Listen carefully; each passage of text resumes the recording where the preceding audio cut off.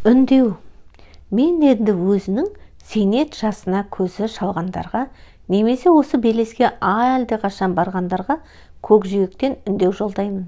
70-ке жетпей, 80 жасқа өтпей жатып, әбден қалжырап, бір аяғы төрде, екіншісі көрде тұрғандай қалтылдап баратын халықтың 90% жүріп өткен таптаурын жолын емес, басқаша сорап, соны соқпақты ұсынғым келеді сіздерге. Сіздердің басқаша өмірді сүруге мүмкіндіктеріңіз бар. Сіз не жоғалтасыз? Жақсылы жаманды бір ғұмырды кештіңіз, әрі үнемі көңілді көншінсе де белгілі бір нәтижеге жеттіңіз. Толып жатқан ауру таптыңыз.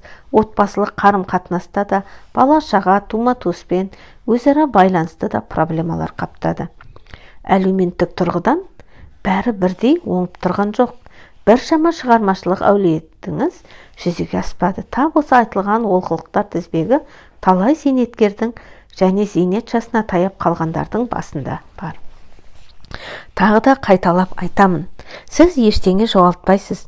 Енді басқаша өмір сүріп көріңіз. Жарты ғасыр ғұмыр кешіп, қазіргі халге қол жеткізген дүние танымыңыздың көлденең деген көкжиегінен аттап өтіңіз. Байқап көріңіз, бәлкім тағы да осыншама, бірақ әлде қайда саналы, қызықты әрі жақынырақ дәурен сүрудің орайы келіп, сәті түсер. Және де сол арқылы балаларыңыздың тағдырдың тұйық шеңберінен сытыла шығады. Бұрынғыдан да мәртебелі міндеттердің шешулеріне септігіңіз тиер. Келесі ұрпақтар буыннан берік іргетас қаларсыз. Егер сіз үлгермесеңіз, бақытты да мәңгілік өмірге олар кенелер.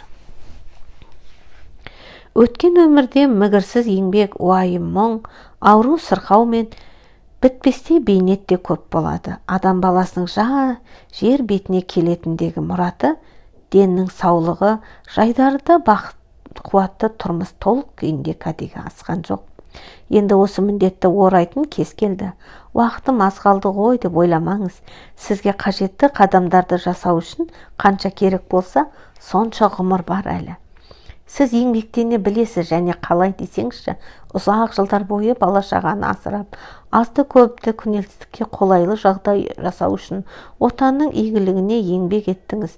Енді өзіңізді баптап, өз игілігіңізге жұмыс істейтін, сол арқылы жеке басыңызға, балаларыңыз бен ғаламшар тұрғызғандай нақты көмек беретін кез келді. Нақ солай. Жыл сайын егде жастағы адамның бақуатты тұрмысы жазмысқа жаз кездегіден гөрі көбірек сыбаға сыйлап, мейіріміне бөленеді екен. Үйреншікті тірліктің көкжиегінен біртіндеп асықпай аттап өту керек. Шалт қадам, шапшаң қимыл жасамаңыз. Ескі жүктің ескі дүниетанымның қордалы ауқымы күшті қарсылық көрсетеді. Бастапқы қадам басу қиын болады. Ал есесіне қандай қызық десеңізші, нәтижесі де тосын әрі тамаша ғой шіркін.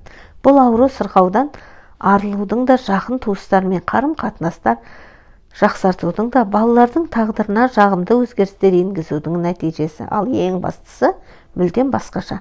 Ішкі дүние ахуалына, денсаулық пен ізгіліктің, тыныштық пен сенімділіктің, сүйіспеншілік пен қуаныштың ыстық лебі екенін тірлікке жету.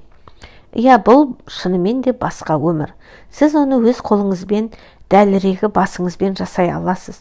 Адам қалай ойласа, солай өмір сүреді.